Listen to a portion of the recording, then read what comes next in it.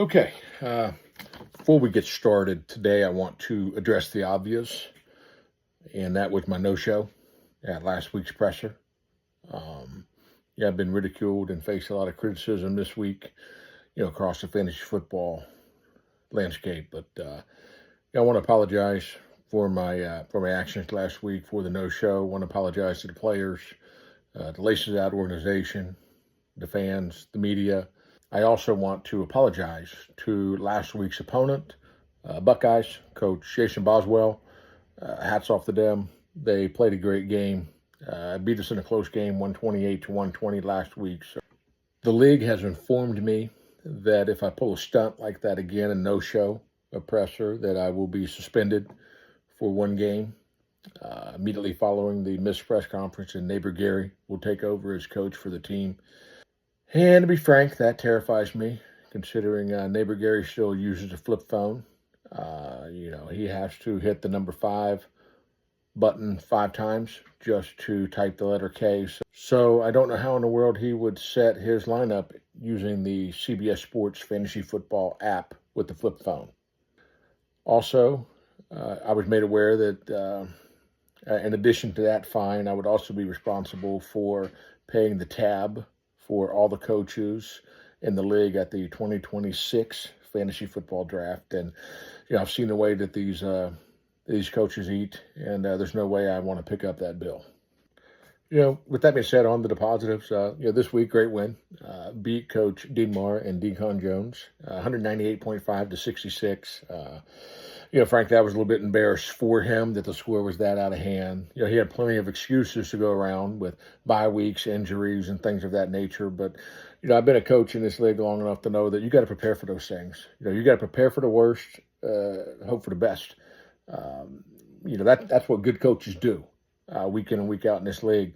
And then those that aren't good coaches do what Coach Marr did this week and get embarrassed. Here locally, this past weekend, the local youth football teams had their Pee Wee championships this week.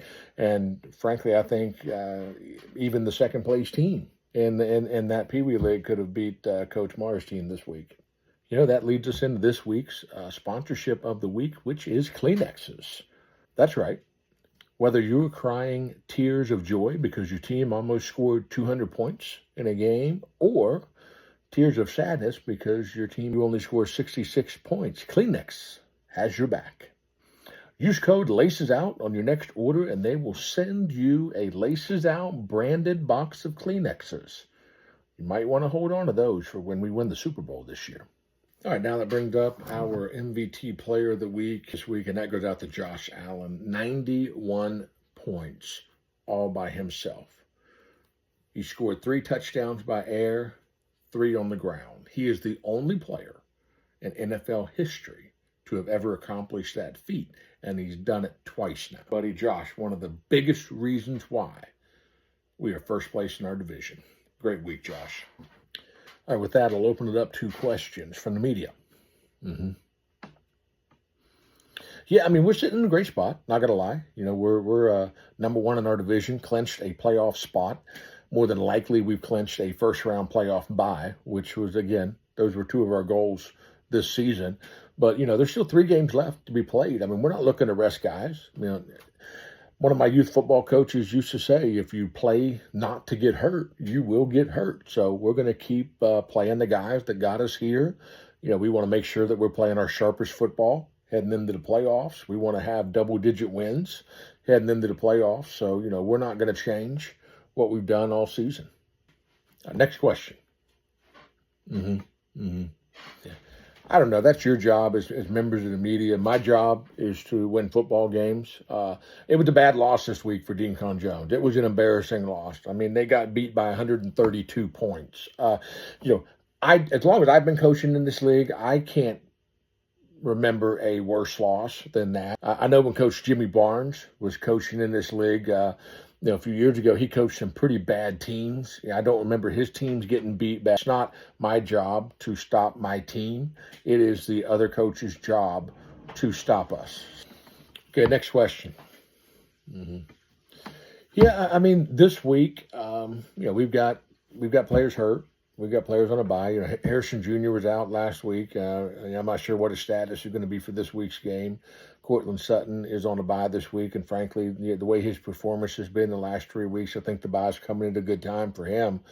You know, so yeah, there's going to have to be some lineup changes. Our tight end's on a bye, so we're going to have to put in one of the other young guys. So, we're going to look at it. Alvin Kamara is back, and he seems to be healthy. He had a bye last week, and he had a great performance the week before that. So, I might be giving him the nod this week. I tell you what, Kenneth Gainwell, he's been on my bench. He had a huge game for Pittsburgh this past Sunday. So, if Jaylen Warren's out, we will probably look at giving Gainwell the start, his first start of the year for us. So, this is part of it. This is the managing side of fantasy football. So it's a part I enjoy. And, we're going to see how the guys respond to practice this week, see who's feeling well, what the matchups looks like. And, regardless who's out there and the flex positions, I'm confident that they're going to get the job done. All right, last question. This week's opponent, Mitchell Marazi, Marazi's Raw Dogs. I mean, they call themselves the Dogs. I don't know what type of dog they are. They're 2-9 this season, so apparently they've been doing a lot of barking, but not much biting. And then the raw part. I mean, the only thing raw has been their lack of points on the scoreboard and lack of W's in the win column. But they're our opponent this week. We haven't played them this year. I don't think. Maybe we have. If we did, we beat them, obviously. But we have to respect each opponent, at least here at the Weekly Presser. So I'm just going to say what I should say as a coach. They've had some spark this year. They've done some good things. They've got a couple players that could cause some damage if they get hot. I feel like if we go out and prepare and play the way we're capable of, that we'll be fine. The scoreboard will take care of itself. Respect Coach Marazi a lot. He's a young guy, still learning his way. I think he's got a great future in this league.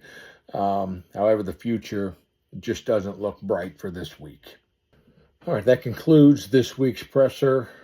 Remember, get your Kleenexes ready, and let's get ready to celebrate another big victory this coming Sunday.